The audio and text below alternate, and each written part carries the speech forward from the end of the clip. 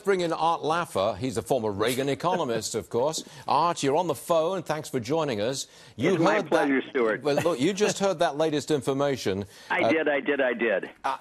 It doesn't look like there's anything going to come out of this summit in terms of trade concessions from either side. You'll agree with that? I think that's correct. I mean, as far as I can tell from all the information, there isn't anything coming out. Okay, now, look, you don't like tariffs. I know you don't. No. I mean, you're a free trade guy. Got it. You don't like them. But they do give America leverage to rearrange the trading relationship with Canada, Mexico, Europe, and China. So that they're useful for something so long as they are a negotiating tool, right? Yeah, I mean, you know, the tariffs are taxes, Stuart. That's all they are. And I don't like taxes when they're unnecessary and small base, large rates. Those things make no sense from the economic efficiency standpoint. From a negotiation standpoint, that's a different game. Okay, now you've just heard that the meeting with Monsieur Macron may take place, but it'll take place later in the summit, and there's a very limited time frame here. The president leaves tomorrow morning.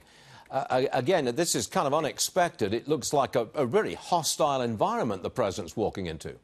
I wouldn't say it was really hostile, but I would say there's a conflict going on here. I mean, there really is a conflict going on, and Larry Kudlow, I think, described that. It's a bickering, a fussing amongst family members, and I think that's probably the correct way to describe it. There's nothing super serious so far from this G7. So you're not I did like your guy, Robert Charles, by the way. The president told me that exact same story that he told Robert Charles. It's amazing.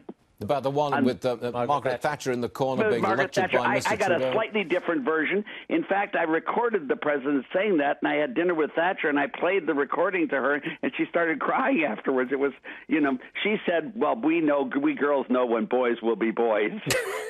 What do you think? Would you compare? So perfectly Thatcher. Okay, you compare Ronald Reagan and Donald Trump. Go. Yes, number one, they're very similar in policies, very similar in strategies. Ronald Reagan is a much more gracious, much more gentlemanly person in his negotiations. Donald Trump is in your face. He's a much more aggressive person in these conversations. And I think it comes from family background. It comes from personal wealth.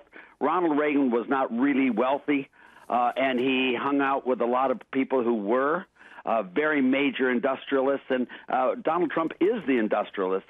The rest of the group in the Reagan sort of inner circle were much more like Trump than Reagan was. Okay. And that is really just a style difference, but I see the two very similar in their strategies, their actions, and the goals they want to achieve. All right, Art Laffer, former Reagan economist himself. Art, thanks very much indeed, sir. Appreciate it. It is my pleasure, Stuart. Thanks for having me.